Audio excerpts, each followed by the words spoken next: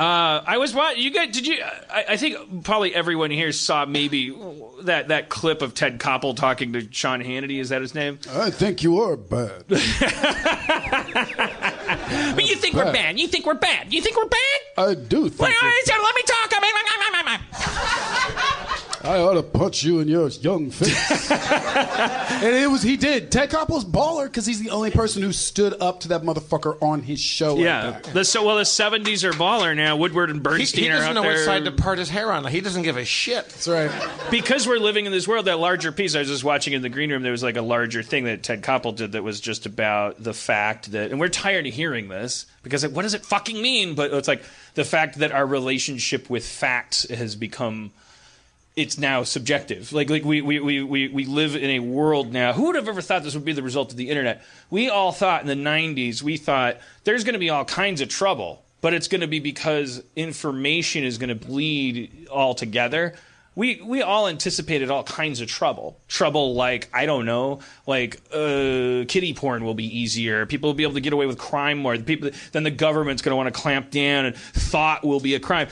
It was all predicated. There was all this unspoken assumption that that information had some kind of inherent value, like it was like gold or something. Like the truth could be known, and that the truth was a thing that you could back the dollar with, and you could back political accountability with. But we've been slipping for a really long time into like. And it's just so ironic that as the technology of communication increases, you can actually. It turns out the truth becomes like. A boring thing that only when you aerosol mist into a poison and blow it into people's eyes a certain way does it make them do things. Like the truth, and we should have seen that coming, because when I was a kid, you'd watch the news, and if the news anchor was like Nicaragua, you'd be like, boring, flip. That country's got a weird name, and I'm like, the truth is boring, and that used to include things like healthcare and all this stuff, and we're.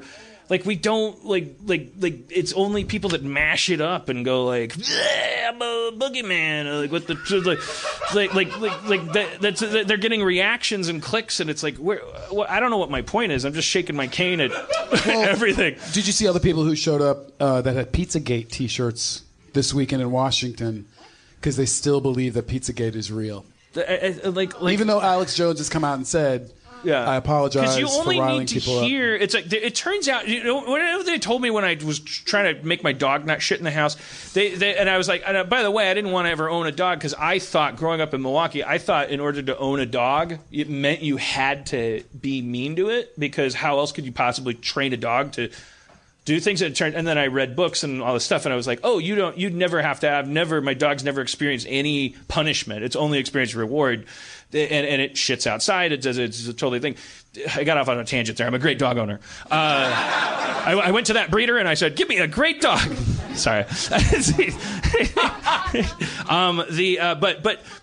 the thing that I heard from the people that come over and go, like, I was like, God damn it, my second dog was like. You know, so he's harder to train. He's a little fucker, and I started learning about dog training. And she's like, you can't, like, people come home, they see a turd, and they think you take the dog's face and you look at the turd. That dog doesn't know what that fucking turd is. These dogs live in the moment. Like you got, and she was like, they study this shit, and there's a window of time during which a tiny little dog brain can learn.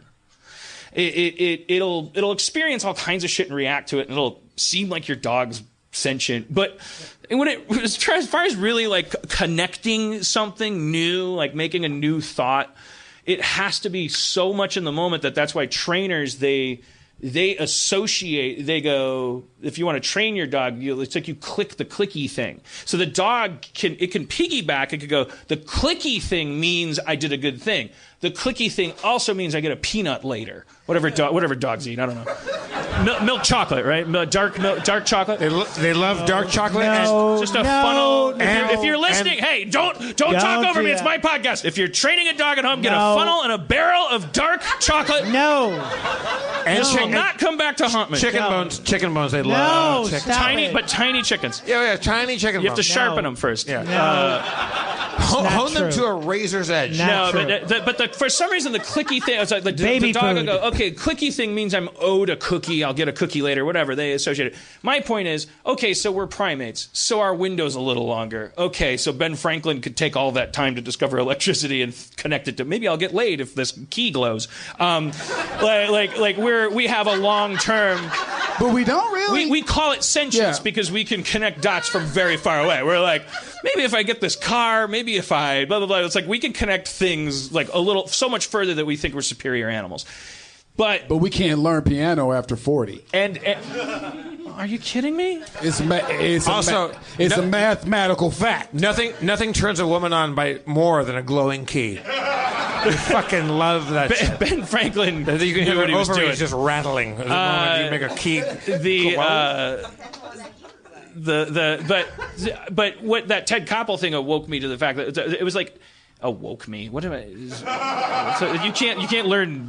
I knew what you meant.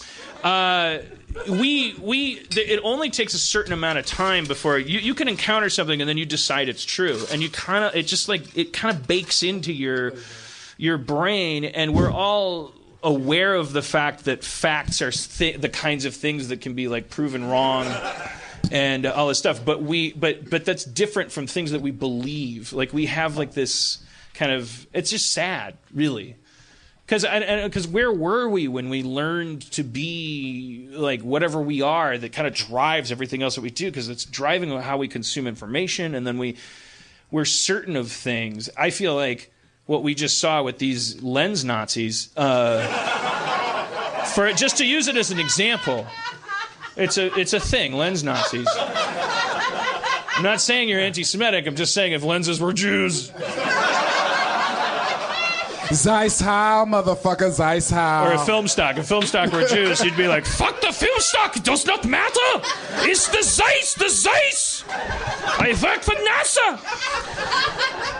The rocket will take us to the thing. I go, oh my God, Shanghai, my God. Anyways, what we saw was that I was a better person because I let them in. I was like, lenses for sure, right? And they were like, yeah, but fuck your film stock. Turned out I was wrong, I think, right? Didn't it turn out I was wrong? No, we found out everybody was right. Everybody was right. We were all right. But we're not all right when it comes to whether or not you should have a horrible dictator in charge of your country who's like murder. There's like, we're all having fun with this circus because we're going like, oh, the healthcare, and you look like a fool, and here's the meme of you. But dude, fucking like, are we ever going to get confirmation on whether that attack killed like 200 fucking just regular people?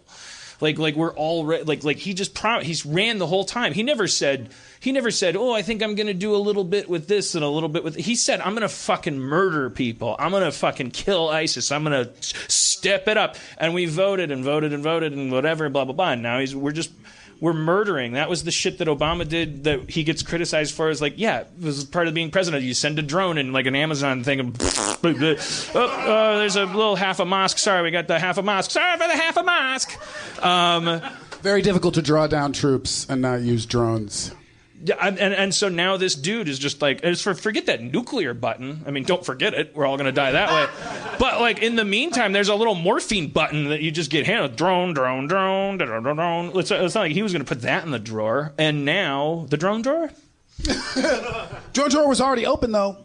No, I not know. Like I'm increased not drone. This is the thing. Like I don't fucking Like I know. It's like people are telling me, oh, Hillary and the emails and the Obama did this. I already knew that. You can hear my podcast goes back years. I was never like pro-Obama while Obama was president. I hate politicians. They're fucking corrupt pieces of shit. Why did they become politicians? Now we all miss this motherfucker. It's a corrupt politician. Who cares? The country was working. That's and bullshit. There's a little bit of an admission there where you go like, I don't care. A little bit of like blood from poor people I'll never meet, and was like, oh, it goes into my toilet paper. Oh, my butt feels so good. Like we do have to own that. Show Brandon your butthole. I swear to God, if I He's see already white seen poop. a white man's butthole. He doesn't need to. Anyway, sorry, what were you going to say? I derailed you. Well, I don't know. I mean, here's the thing. It's not like politicians are uniformly shit. It's that we get politicians like we get artists or rock stars or singers. Some are great. Some make you dance, and they bring you together, and you fucking celebrate when you see them. And some people just sound like bullshit. You don't want to hear their songs anymore, and you want to turn them off, but you give them the right to do what they do. So I think you were talking about mirroring earlier, and this is the deal, is that if you do actually listen to people with what people are saying and you empathize, you don't rely on the news as much because you hear on the ground what's actually going on. So if you actually listen to your neighbor talk to you about what's going on in their life and how hard it is for them, you are mirroring. You're listening to them. But if you do that, then you turn on the news and you see that unemployment is supposedly not as bad as it is, then you know that's a fucking lie. Same thing goes for when you listen to politicians. I look at politicians in a very different way because I've always been a Democrat, so I look at the Democratic Party as a totally different thing than just like a bunch of people lying. That's it.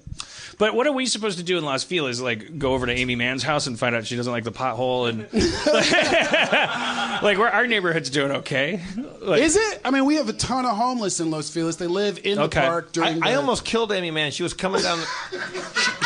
She was coming around the corner on Avocado and Commonwealth at the speed of light on a beach cruiser, and she fucking almost drove right into my car. And she would zoom just right past me. I was like, I almost just like killed Amy Mann. I saw you because she was like, "You almost killed me," and you're like, "Bitch, don't tell me to hush hush. You keep it down now. I don't care whether your voice is carry or not." That's a Chill Tuesday reference that only 4 people in this audience will get. It's on the Flashdance soundtrack. You'll love it. I just got kicked out of all the black sites.